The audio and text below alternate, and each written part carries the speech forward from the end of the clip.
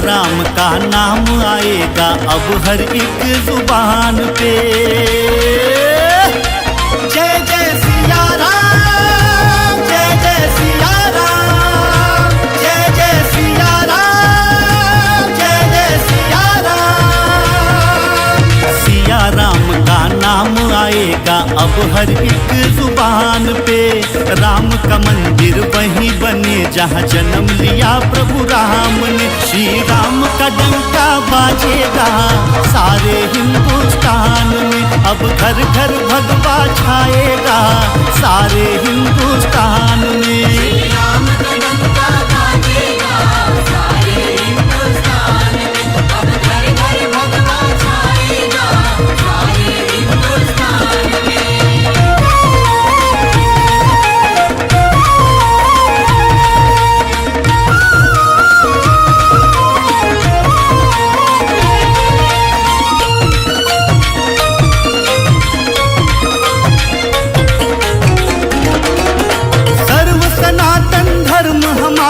भगवा रंग निशानी, सर्व सनातन धर्म हमारा भगवा रंग निशानी।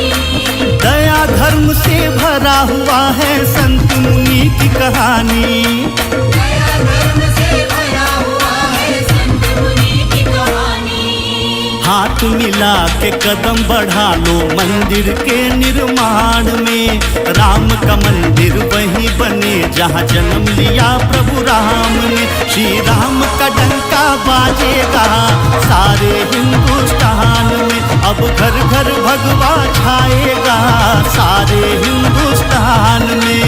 राम का डंका बाजेगा सारे हिंदुस्तान में।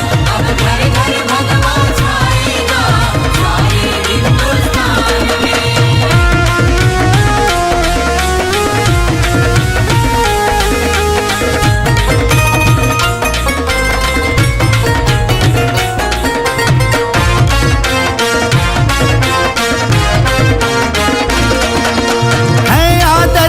राम हमारे दुनिया हुई दीवानी। आदर्श राम हमारे दुनिया हुई दीवानी। राम नाम जप करके बन गए अज्ञानी भी ज्ञानी। राम नाम जप करके बन गए अज्ञानी भी ज्ञानी। राम राज्य हम ला के रहेंगे कहते हैं ये शान से। राम का मंदिर वहीं बने जहाँ जन्म लिया प्रभु राम ने। श्री राम का डंका बाजेगा सारे हिंदुस्तान में। अब घर घर भगवा छाएगा सारे हिंदुस्तान में। राम का डंका बाजेगा सारे हिंदुस्तान में।